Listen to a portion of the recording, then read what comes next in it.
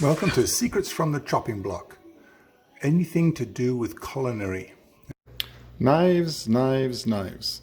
So this is mainly for my son to help him know which knife is which, what to get, what to use, and how to use it. So let's start with the smallest and work our way up. This very first one is called a paring knife, and I will show you how to use that in a little bit. The next one, the French will call it an office knife, and in actual fact, a lot of places will call this a peeling knife. This next one is a bit unusual. It's got holes and it's got a ridge in it. It's actually a cheese knife. It is serrated as well. Next one up, this is a deboner or a butcher's knife. I'll show you how we use that one in a little bit as well. So the first knife here is a utility knife. It's used pretty much for everything. This one actually happens to be my favorite knife. The next utility knife is the famous Santoku one.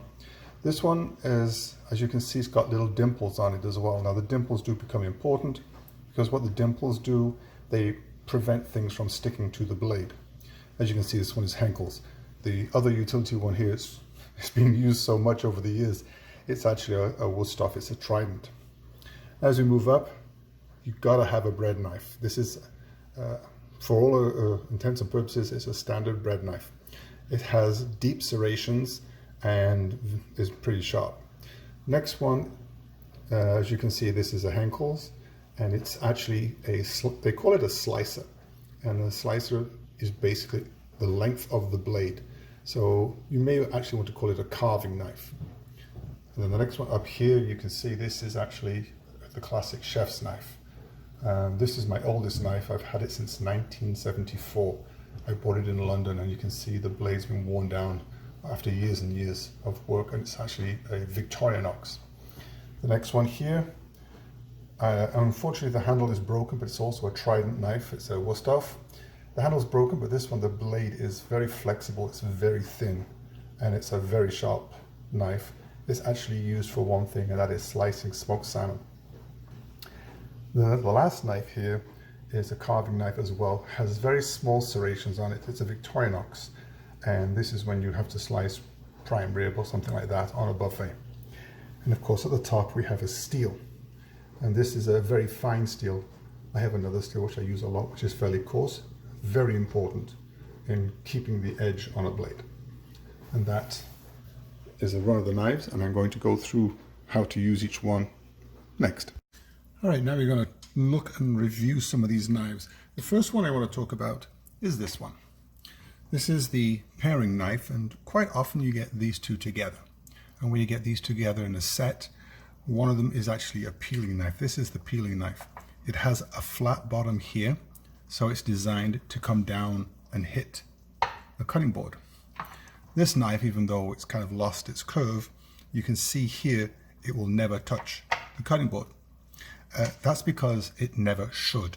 You'd be surprised to know what this knife actually touches. So while we're on the subject of this one, let's just review why it is curved and what it's for. So here's a potato, and this being a paring knife, we're going to pare it so we can cut off the top and the bottom of the potato. And then with this, we turn it, and as you can see, it's easy to turn, it's easy to curve, but at the same time, the knife never touches the cutting board because every single turn, it hits your thumb. And that's the secret to this particular knife. I'm just going to continue to do this one.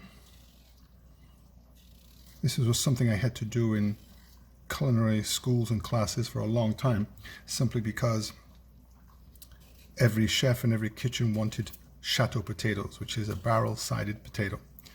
So 1, 2, 3, 4, 5, 6, 7. And that one just straightens it up a little bit. There we go. 7-sided potatoes. So that is exactly what this particular knife is for. It never touches the board, it touches your thumb. This one will touch the board. So if you wanted to do it, you could do it like this. That's what that one would be for. So that's the first knife. So this is the second knife. And this one is a boning knife. And the interesting thing about this one, it is the only knife that you will actually hold like this. Now this knife is designed for you to have a piece of ham or a leg of lamb or something like that, and you would go in with the blade to try and get your way around the bone. That's why boning knife, that's what it's used for. When you buy a set of 7 knives or 8 knives, you may very well get both these two, but this one doesn't come along with it. If you nearly always get this one, you may or may not get that one. You will get a pair of scissors, but I'm not going to talk about the scissors today. You will get these 2 knives. This is the chef's knife, and this is the utility knife. So whichever one it is, most kits will give you both of them. This utility knife is probably 7-inch, and this chef's knife is as long as you can see. Maybe probably about 1 inch longer. So let's just go through one thing with this. And here I have a carrot.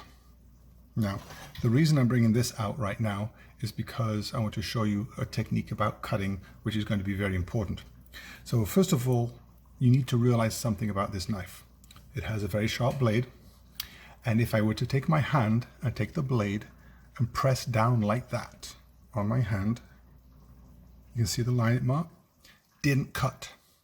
Now, having said that, if I was to take the blade and pull it back, I'd probably slice my hand in half. So that's telling you that for you to cut anything, you need to have forwards and backwards motion. So let's just review this with the utility knife.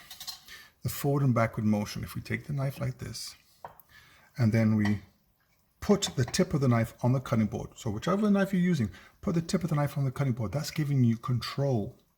And even though this is a big carrot, so let's just do it this way. We're going to cut it in half. And now we have a flat surface. And so the best way to do this, use your finger as a guide, bend the finger back so that the blade is actually against the knuckle. And then like a steam locomotive, you go, I'm going to do this one. Like a steam locomotive, you go round.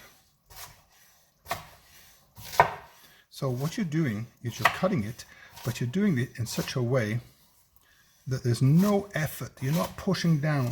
You're letting the knife do all the work. And that is exactly what you need to do. You let the knife do the work, not your physical effort. And you just keep on going around and around like that. You keep doing that locomotion, the piston kind of style. And that's the secret to doing this. And that is it for all the knives. What I'll do next is I'll talk about sharpening knives.